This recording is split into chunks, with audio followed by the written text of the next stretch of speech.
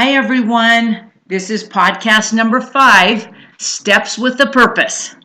It's Becky Thomas Iyer. Thank you so much for tuning in and just for listening. I sure appreciate it. Now, assuming that you've listened to the last podcast on the Tic Tacs, I am wondering if your radar went up and you started noticing the Tic Tacs in your life. It was interesting because right after I posted the last podcast, Daryl and I went to a doctor's office for some x-rays on my back. The technician who gave the x-rays was grumpy and didn't seem like she was happy to be there. Daryl and I just kept thanking her for all of her help and just being nice to her. And then I think she started to feel a little guilty for being so curt with us.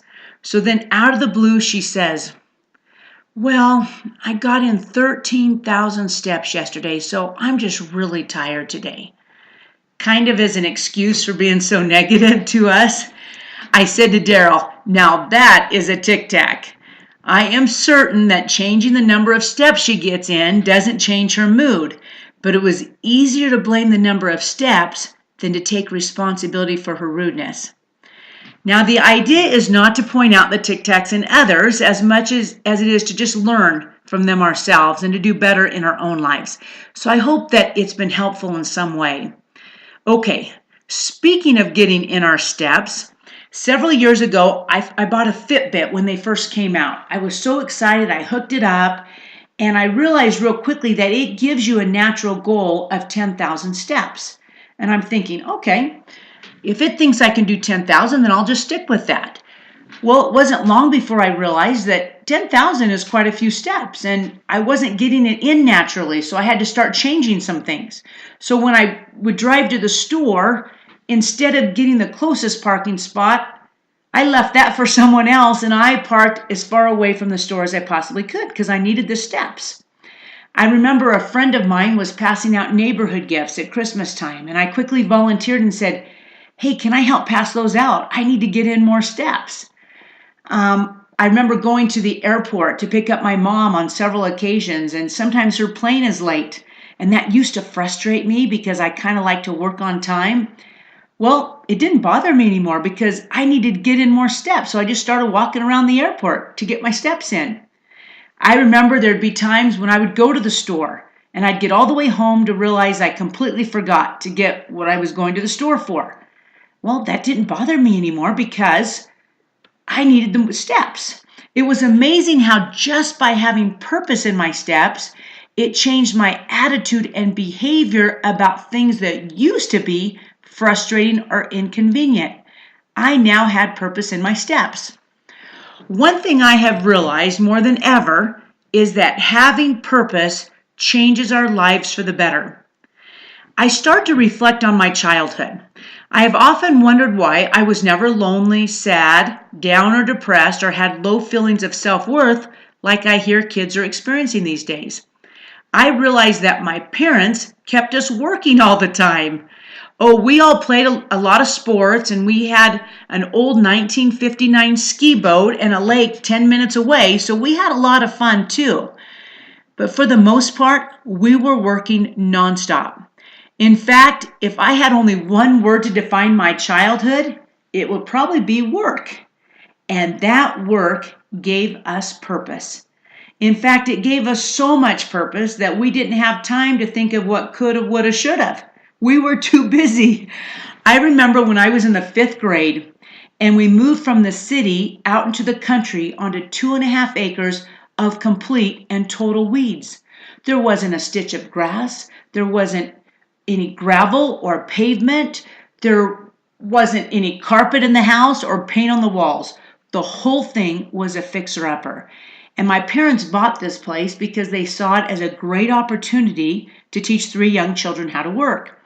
And I remember the first 2 summers in the 5th and 6th grade being out there in the field pulling weeds one by one.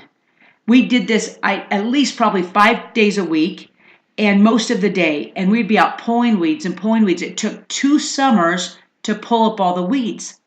It wasn't until years later that I realized that a tractor could have pulled up those weeds in one afternoon. But by then, I'd also realized that a tractor couldn't have given me the work ethic and the integrity and the graciousness and all those good things that come when you learn how to work. At the same time, our house needed to be painted. Well, it's a pretty big house on the outside, not so much on the inside, but the guy had built a 12-car garage because he used to build boats in there. And so it's a big one on the outside. It goes long. It's one of those old kind of country looking homes, like a long rambler. And my brothers were in the 7th and 9th grade, and the house needed to be painted. And my dad said he wanted the boys to paint the house. And my mom said, you know what? I know we need to save money, but by the time they fall off the ladders and they spill the paint, it'll be cheaper to have it done professionally. And my dad said, we have a lot more than a house to be painted. We have boys to raise.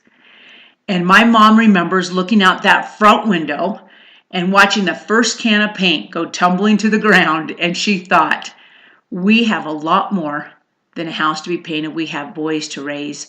You see, while we were pulling weeds and painting the house, my parents were not really focused on the weeds or the paint. They were more concerned with raising strong, hardworking, independent, accomplished, capable, gracious kids and giving them a sense of purpose or belonging. There were more effective ways to weed the yard and paint the house, but I love that they didn't lose sight of raising kids. We didn't have time to even think if we were happy or liked or having as much fun as our friends. We were working, accomplishing, and too busy to get sad or depressed. Our lives were full of purpose. Now, looking back at my single life of 100 years or thereabouts, without a doubt, having a sense of purpose was my greatest challenge after I arrived in Holland, or as we know it, the unexpected life. I didn't have kids or a husband, which naturally gives you a lot of purpose. Honestly, I didn't feel that most of what I did really mattered in the eternal scheme of things. And for someone who was raised with a lot of purpose, that was really difficult for me. So finding purpose became my day-to-day quest.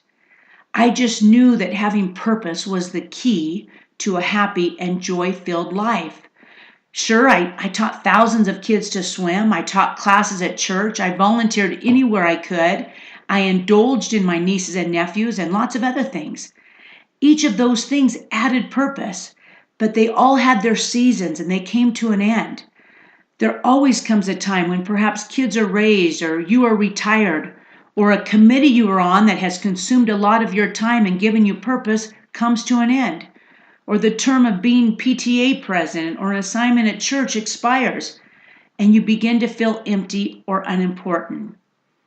There are those who are divorced who feel that their purpose has diminished, those who have lost a loved one who feel completely empty of purpose, those who are single who feel like I did, that it just doesn't matter. And then there are those who have a ton of purpose, but it's not fulfilling to them. Do you know what I have learned? I learned that we need to have purpose that is deeper and more fulfilling than what we can receive in our day-to-day activities. One that drives our life steps in a more meaningful way, in spite of what is or isn't happening in our lives. Regardless what religion you are, it doesn't matter. One thing we all have in common is that we have a Father in heaven who loves us and wants us to return home to him someday. There is purpose in the very fact that we are his son or daughter, that we have a Father who believes in us and is counting on us and hoping we will use our steps to come closer and closer to him. Once I realized that, my life steps not only became more significant, but they started to change, just like when I got my Fitbit. Trials and challenges took on new meaning. They went from a burden to a blessing. I started to see the purpose of them in my steps. Helping others brought new life and motivation. I wanted to serve more because I knew that they were steps that would bring me closer to my Father. Going to church was no longer inconvenient. It brought value to my steps. Forgiving someone versus holding a grudge became a lot easier. They became steps with a purpose. You see, everything in my life changed once I had purpose that was much deeper and more meaningful than the day-to-day activities of my life. And when my life had its natural ups and downs, I was still driven with a higher purpose. So my challenge to each of us is to add purpose to our steps, purpose of things that are eternal, so that when our life changes, our assignments, our relationships come to an end, we are still getting our steps in. We are still living with purpose. If we will do this, there will never come a time when we don't have purpose or when we will feel empty or useless or unimportant. Well, needless to say, I'm a fan of the Fitbit. It not only got me moving more, but it opened my eyes to a principle of happiness. Thanks so much for listening. And remember, if you want to follow me on Instagram, it's Becky Thomas Iyer.